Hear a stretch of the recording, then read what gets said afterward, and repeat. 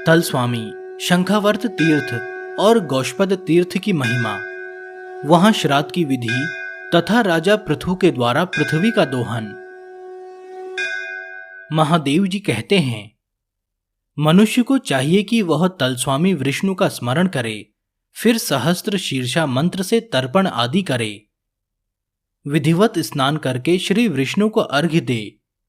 गंध, पुष्प, वस्त्र, अनुलेपन, मधु, इक्षुरस, कुमकुम, कपूर, खस तथा कस्तूरी आदि उपचारों से उनकी पूजा करे। फिर वस्त्रों से वेष्टित करके उत्तम नैवेद्य भोग लगाए। धर्म कथा श्रवण पूर्वक रात्रि में जागरण करे। वेदज्ञ श्रोत्रिय ब्राह्मण को सुवर्ण और 2 वस्त्र दान करे। उस दिन उपवास पूर्वक श्री विष्णु को नमस्कार करके रुक्मणी जी का दर्शन करे। भक्ति भाव से यूं करके मनुष्य अपने जन्म का फल पाता है। समस्त यज्ञों, दानों, तीर्थों और व्रतों का भी फल पा लेता है। पितृवर्ग और मातृवर्ग का भी उद्धार करता है तथा जन्म भर के किए हुए पापों का नाश कर देता है। वहां से पश्चिम न्यमकुमती नदी के उत्तर तट पर दक्षिण दिशा की ओर शंखावर्त नामक तीर्थ है, जहां स्वयं प्रकट हुई अति उत्तम रक्तगर्भा चंक्रांकित शिला स्थित है। पूर्व काल में सर्वशक्तिमान भगवान विष्णु ने वेदों का अपहरण करने वाले शंखासुर को जहां मारा है, वह विष्णु क्षेत्र कहा गया है। उसी को शंखोदक तीर्थ भी कहते हैं। वह शंखाकार दिखाई देता है। उसमें स्नान करके मनुष्य ब्रह्म हत्या से मुक्त हो जाता है तथा शूद्र को भी लगातार 7 जन्मों तक ब्राह्मण योनि प्राप्त होती है। तत्पश्चात गौष्पद तीर्थ को जाए, जहां श्राद्ध करके मनुष्य गया से 7 गुना अधिक फल पाता है। वहीं श्राद्ध करके वेन नंदन पृथु ने अपने पिता को पाप योनि से मुक्त किया था। न्यमकुमती नदी परम पवित्र और महासिद्ध है। वह इस क्षेत्र की सीमा के लिए लाई गई है। सब पापों का नाश करने वाली वह नदी पर्णादित्य से दक्षिण भाग में स्थित है। नारायण ग्रह से उत्तर दिशा में थोड़ी ही दूर पर उसकी स्थिति है। उसी के भीतर विख्यात गौष्पद नामक तीर्थ है। गौष्पद के समीप थोड़ी ही दूर पर नागराज अनंत स्वतः प्रकट हुए हैं, जो पृथ्वी पर उस तीर्थ की रक्षा के लिए नियुक्त किए गए हैं। नरक से अत्यंत भयभीत होने वाले पितर पुत्र प्राप्ति की इच्छा रखते हैं और कहते हैं, हमारे वंशजों में से जो गौष्पद तीर्थ की यात्रा करेगा, वही हमारा उद्धार करने वाला होगा। गौष्पद तीर्थ में पुत्र को देखकर पितरों के यहां उत्सव मनाया जाता है। खीर, मधु, सत्तू, आटा, तिल और अक्षत आदि से वहां श्राद्ध करके मनुष्य अपने पितरों को स्वर्गलोक में भेज देता है। उस तीर्थ में श्रेष्ठ पुरुष नास्तिक का संग न करे। सब सामग्रियों के सहित श्रद्धालु पुरुष आस्तिक मनुष्य के साथ उस तीर्थ में जाए और वहां पहुंचकर मन ही मन यह भावना करे कि मैं गया तीर्थ में आया हूं। इस प्रकार जो ब्राह्मण प्रतिग्रह रहित होकर वहां की यात्रा करता है, उसे पग पग पर अश्वमेध यज्ञ का फल प्राप्त होता है। वहां न्यमकुमती नदी में स्नान करके पितरों की मुक्ति के लिए विधिपूर्वक श्राद्ध तर्पण करें। तर्पण के समय इस प्रकार कहें, ब्रह्मादिस्त तंब पर्यंतम देवर्षि पितृ मानवः तृपयन्तु पितरः सर्वे मातृ माता महादयः। अर्थात ब्रह्मा जी से लेकर तृण पर्यंत समस्त देवता, ऋषि, पितर, मनुष्य तथा माता और मातामह आदि समस्त पितर मेरे दिए हुए जल में तृप्त हों। इस प्रकार विधिपूर्वक तर्पण करके मनुष्य शास्त्र उक्त विधि से पिंडयुक्त श्राद्ध करे। पहले शास्त्र के ज्ञाता निर्दोष ब्राह्मणों को आमंत्रित करके उन्हें अर्घ्य देकर इस प्रकार कहे, कव्यवाट अनल, सोम, यम, अर्यमा, अग्निश्वात, बहिर्षद और सोमप नाम के पितृ देवताओं, आप सभी महाभाग यहां पधारें और आपके द्वारा सुरक्षित जो मेरे पितर, वंशज एवं सहोदर हों, वे भी यहां पदार्पण करें। पितामहों, उन सबको पिंडदान देने के लिए मैं यहां आया हूं। यूं कहकर फिर इस प्रकार कहें। पिता पितामह प्रपितामह, माता पितामही प्रपितामही, मातामह प्रमातामह तथा वृद्ध प्रमातामह आदि जो पितर हैं, उनके लिए मेरे द्वारा दिया हुआ यह पिंड अक्षय रूप से उपस्थित हो। सोम, मंगल और बृहस्पति रूप भगवान विश्वंभर को नमस्कार है। इस प्रकार नमस्कार एवं पूजन करके गौशपत के समीप अनाथ पितरों के लिए पिंडदान करें। हमारे कुल में जो लोग मरे हैं किंतु जिनकी सद्गति नहीं हुई है, जो रौरव, अंध, तामिस्त्र और कालसूत्र आदि नरकों में पड़े हैं, उनके उद्धार के लिए मैं यह पिंड देता हूं। जो अनंत यातनाओं में पड़े हैं, प्रेत लोकों में गए हुए हैं, पशु पक्षी कीट सर्प अथवा वृक्ष योनि में स्थित हैं, उन सबके लिए मैं यह पिंड देता हूं। जो हमारे बांधव नहीं हैं, जो हमारे बांधव हैं अथवा जो अन्य जन्मों में बांधव रहे हैं, वे सब इस पिंडदान से सदा तृप्त रहें। मेरे जो पितर प्रेत रूप में विद्यमान हैं, वे सब इस पिंडदान से सदा तृप्त रहें। जो पितर तथा बांधव आदि स्वर्ग, अंतरिक्ष एवं भूलोक में स्थित हैं, जिनका मरने के बाद संस्कार नहीं हुआ है, यह पिंड उन सबको मुक्ति देने वाला हो।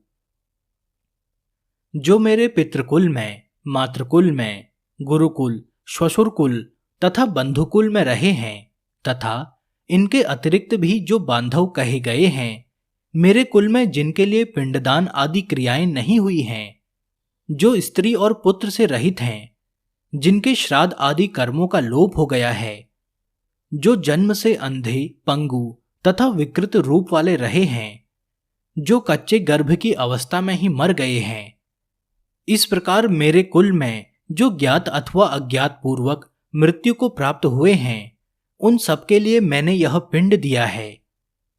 यह अक्षय होकर उन सबको प्राप्त हो। मेरे सभी पितर सदा के लिए प्रेत भाव से मुक्त हो जाएं। इस गौशपत तीर्थ में जो कुछ भी मधु मिश्रित, गौदुग्ध, घृत और खीर आदि दिया गया है, वह सब पूर्वोक्त सभी पितरों को अक्षय होकर प्राप्त हो।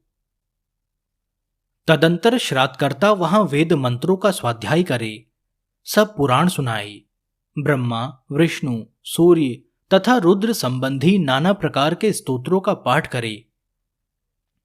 ऐन्द्र सूक्त, सोम सूक्त, पवमान सूक्त, वृहत साम, रथंतर साम, ज्येष्ठ साम, शांति का ध्याय, मधु ब्राह्मण तथा मंडल ब्राह्मण का भी यथासंभव पाठ करे। ये सब स्तोत्र पितरों को प्रसन्न करने वाले हैं। इस प्रकार न्यमकुमती नदी में स्नान करके उत्तम गौशपत तीर्थ में विधिवत पिंडदान करने के पश्चात पुनः इस प्रकार कहें। ब्रह्मा आदि देवता और श्रेष्ठ मुनिवर साक्षी रहें, मैंने इस तीर्थ में आकर पितरों का ऋण चुकाया है। श्रेष्ठ देवताओं, मैं पितृ कार्य के लिए इस तीर्थ में आया हूं। आज मैं तीनों ऋणों से मुक्त हो गया, इस बात के आप सभी लोग साक्षी रहें। इस प्रकार उत्तम गौशपत तीर्थ की परिक्रमा करके ब्राह्मणों को दक्षिणा दें और पिंडों का नदी में विसर्जन कर दें। वृद्धि श्राद्ध में माता से आरंभ करके और गया में पिता से प्रारंभ करके श्राद्ध करना चाहिए। इस तीर्थ में श्राद्ध और पिंडदान करने वाला पुरुष अपने पितरों को विष्णुलोक में पहुंचा देता है। गौशपत तीर्थ में जो एक ब्राह्मण को भोजन कराता है, उसे कोटि ब्राह्मणों को भोजन देने का पुण्य मिलता है। पूर्व काल में वेन नामक राजा हो गया है। वह मृत्यु की कन्या का पुत्र था, अतः मातामहों के दोष से उसमें भी क्रूरतापूर्ण विचार आ गया। उसने अपने धर्म को पीछे छोड़कर पाप में मन लगाया। वेद शास्त्रों का उल्लंघन करके वह अधर्म में तत्पर हो गया। उसका विनाशकाल उपस्थित था, इसलिए उसकी ऐसी बुद्धि हुई कि मैं ही सब यज्ञों और श्रेष्ठ ब्राह्मणों के द्वारा स्तवन और पूजन करने योग्य हूं। इस निश्चय के द्वारा धर्म का उल्लंघन करके वह प्रजाजनों को पीड़ा देने लगा। उसका यह बर्ताव देखकर मरीचि आदि महर्षि कुपित होकर बोले, वेन, तुम अधर्म न करो। तुम जो कुछ करते हो वह सनातन धर्म नहीं है। तुमने राज सिंहासन पर बैठते समय पहले यह प्रतिज्ञा की है कि मैं प्रजाजनों का पालन करूंगा, परंतु अब इसके विपरीत आचरण करते हो। महर्षियों के यूं कहने पर दुर्बुद्धि वेन हंसकर बोला, मेरे सिवा कौन धर्म की सृष्टि करने वाला है? पराक्रम, शास्त्र ज्ञान, तपस्या और सत्य के द्वारा मेरी समानता करने वाला इस भूतल पर कौन है? तुम लोग मुझे धर्म की उत्पत्ति का स्थान समझो। मैं चाहूं तो इस पृथ्वी को जला सकता हूं, संसार की सृष्टि कर सकता हूं और सबका संहार भी कर सकता हूं। गर्व और उद्दंडता से मोहित हुए वेन को जब वे किसी प्रकार समझाने में सफल न हुए, तब सभी महर्षियों ने कुपित हो अथर्ववेदी अभिचारिक मंत्र के प्रयोग से महाबली वेन को मारकर उसकी बाईं भुजा का मंथन किया। उससे एक छोटा सा काले रंग का पुरुष पैदा हुआ। वह भयभीत हो हाथ जोड़कर सामने खड़ा हो गया।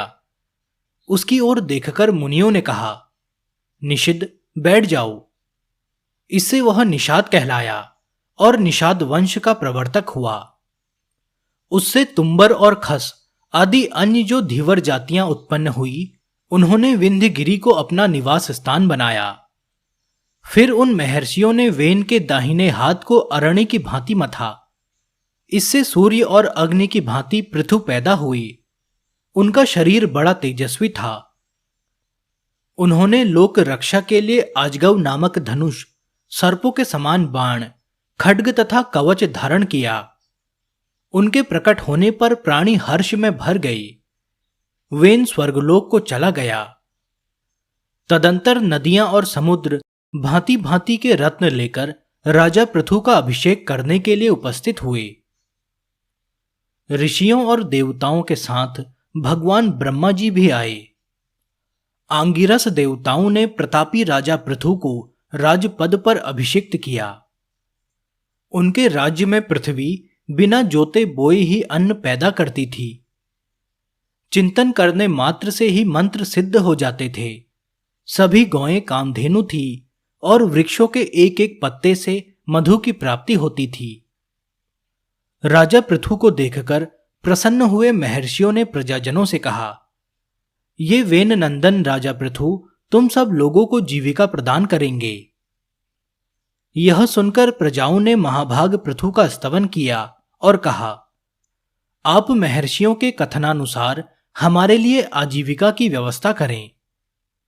तब बलवान राजा पृथु ने प्रजा की रक्षा की इच्छा से धनुष बाण लेकर पृथ्वी पर आक्रमण किया। पृथ्वी उनके भय से थर्रा उठी और गाय का रूप धारण करके भागी। पृथु ने भी उसका पीछा किया। अंत में वह उन्हीं की शरण में आई और हाथ जोड़कर बोली, राजन, मेरे बिना तुम प्रजा को कैसे धारण करोगे? मेरे ऊपर ही संपूर्ण लोक स्थित हैं। मैं ही इस जगत को धारण करती हूं। मेरे बिना सारी प्रजा नष्ट हो जाएगी, अतः तुम्हें मेरा वध नहीं करना चाहिए। महीपते, क्रोध का त्याग करो। मैं तुम्हारी आज्ञा के अनुकूल चलूंगी। तुम्हें धर्म का त्याग नहीं करना चाहिए। पृथ्वी की यह बात सुनकर धर्मात्मा एवं उदार राजा पृथु ने अपने क्रोध को रोका और इस प्रकार कहा, जो अपने या पराये एक के हित के लिए स्वार्थवश बहुत से प्राणियों का वध करता है, उसे पाप लगता है। यदि किसी एक को मार देने से बहुत लोग सुखी हो जाते हों, तो उसके मारने पर पातक नहीं लगता।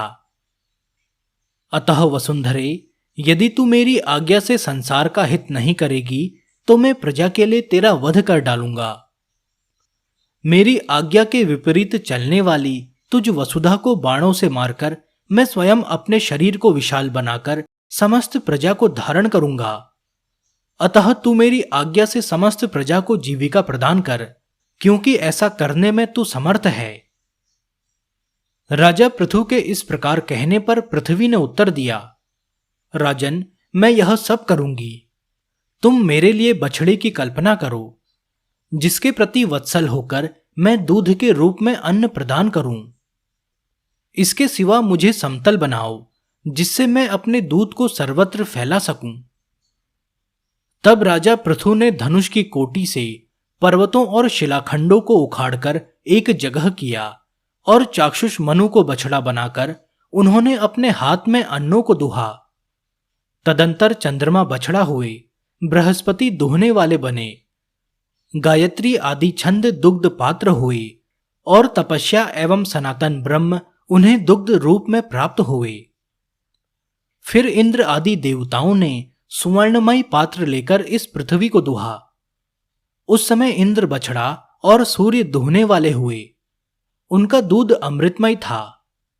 इसी प्रकार पितरों ने भी चांदी के पात्र में अपनी तृप्ति के लिए सुधारूप दुग्ध का दोहन किया। उनके लिए वैवस्वत मनु बछड़ा और अंतक दुहने वाले थे। असुरों ने लोहे के पात्र में माया शक्ति का दोहन किया। उस समय दूध दुहने वाला द्विमूर्धा और बछड़ा विरोचन था। उस माया रूप दूध से ही दैत्य आज भी मायावी हैं। नागों ने तक्षक को बछड़ा बनाकर तुम्बे के पात्र में विषरूपी दूध दुहा। उस समय वासुकी दोग्धा थे, इसलिए सर्प बड़े विषैले होते हैं।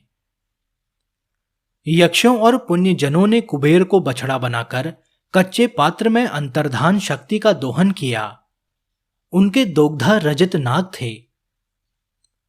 राक्षसों और पिशाचों ने भी पृथ्वी से कालरूपी पात्रों में रक्तमय दूध का दोहन किया। उनकी ओर से सुमाली बछड़ा था और ब्रह्मोपेत कुबेर दोग्धा था। गंधर्वों और अप्सराओं ने चित्र रथ को बछड़ा बनाकर कमल के पात्र में उत्तम गंध का दोहन किया। मुनिपुत्र रुचि उनकी ओर से दोग्धा हुए थे। पर्वतों ने पृथ्वी से मूर्तिमयी औषधियों तथा भांति भांति के रत्नों को दुहा। उनका बछड़ा हिमालय, दुहने वाला मेरुगिरी तथा पात्र हिमालय था। वृक्ष और लता आदि वनस्पतियों ने पलाश का पात्र लेकर पृथ्वी को दुहा। कटने पर पुनः अंकुरित हो जाना यही उनका दूध था। खिला हुआ शाल वृक्ष उनका दोग्धा और पाकड़ का वृक्ष उनका बछड़ा था। इस प्रकार समस्त लोकों के हित के लिए राजा पृथु ने सबका धारण पोषण करने वाली इस पृथ्वी का दोहन किया। उन्होंने धर्म से भूतल वासियों का रंजन किया, इसलिए उन्हें राजा कहा गया। तभी से इस पृथ्वी पर राजा शब्द की प्रसिद्धि हुई।